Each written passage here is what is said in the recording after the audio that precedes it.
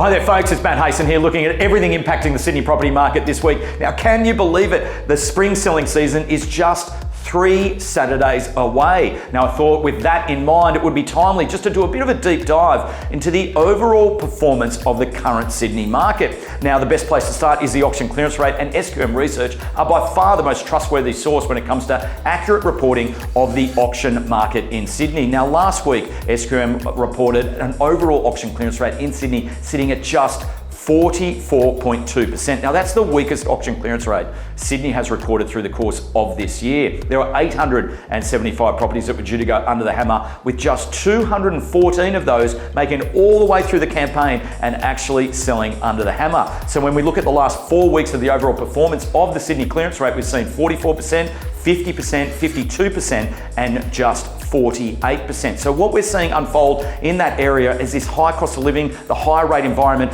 and also affordability constraints are certainly weighing on the market. There is no question as well, we might be starting to see a little bit of downward pressure on some of these compromised listings that are coming to market. Now, that might be it's in the wrong location, a poor aspect, or a poor floor plan. There is no question as well that buyers are really chasing and hunting now really good quality properties and at a reasonable value mark as well. Also, a pretty big measurement for Sydney property is price growth. And what we can see with CoreLogic's data is Sydney values increased by 5.5% this year. Now, I reckon that's pretty good given the pretty challenging economic environment, but it's the pace of this price growth through Sydney month on month that's really come down to almost a standstill. At the end of July, property values in Sydney were up by just 0.3%. In Melbourne, they're actually falling. Now, speaking of falling, rents around Sydney are also seeing the sharpest declines since COVID kicked off. At the beginning of the year, we heard quite a different story. Rents were increasing, there was a low supply, and we were wondering when that would change. Well, the market has completely shifted now, and we're seeing rents in Sydney fall by 1.4% to close off July.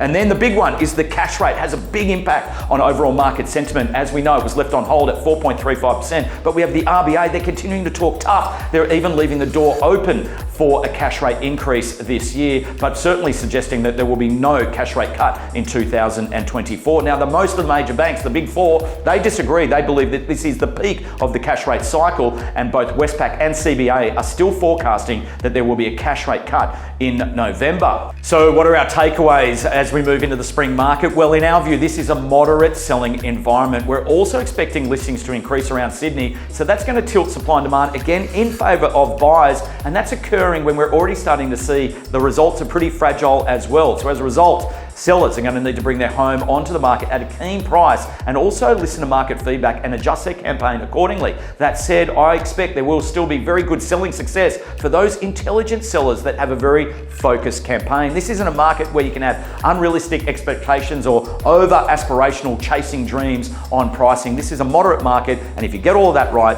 you will have incredible selling success. So that's what's going down in and around the market this week, and moving into spring, we've got some great properties coming online this week as well, and our entire team is excited to see you out and about. Thanks for watching, and I'll catch you all next week.